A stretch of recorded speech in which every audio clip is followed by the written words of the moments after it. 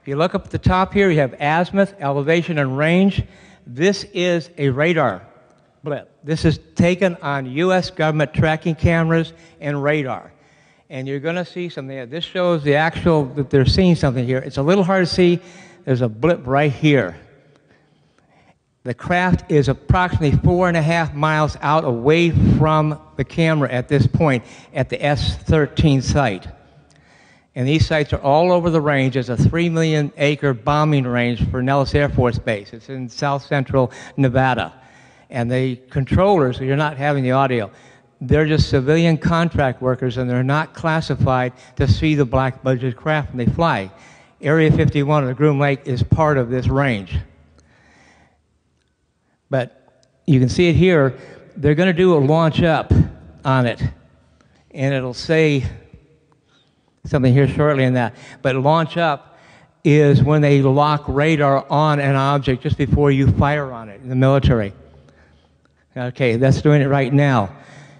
At that point, this thing took off, and it will look like it's going back and forth because this is a joystick controlled camera by the operator.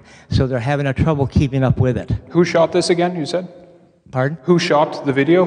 This is these controllers on the range. Right, okay, yeah. This tape is illegal.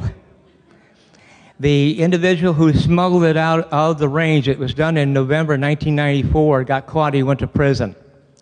How I got it was I got it in 95, 2 months after I received the copy, which I have a friend who was a controller who was hand-carried by another of my friends to me.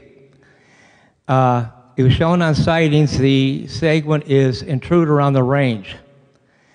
And their so-called experts had no idea what they were looking at. Now, what's happening here is they're going to go back to what they call safe 4 place on the pole with the camera.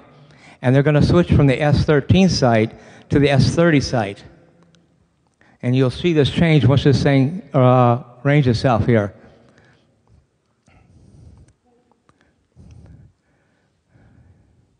But you have to remember, they locked radar on it, and they actually got what's known as a kill, meaning they had a hard lock on something there. It was really there. It's not a mirage. Now, you can see here the black is the craft. Look at the radar here. That's being jammed by the craft.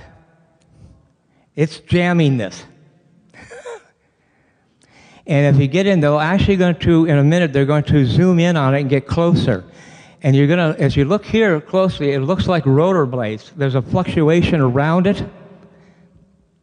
This is the massive field that's around the craft. And it's how this works. Linda's father's technology is this. There's no moving parts. None.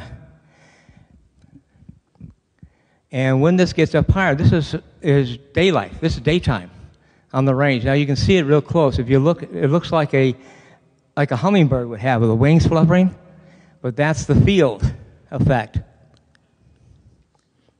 And when it gets above these clouds here, you're going to see the white plasma field that surrounds the craft, as you can see here. It's approximately putting out, I guess, anywhere from at least 100 million volts, maybe higher. The black, again, is the craft itself.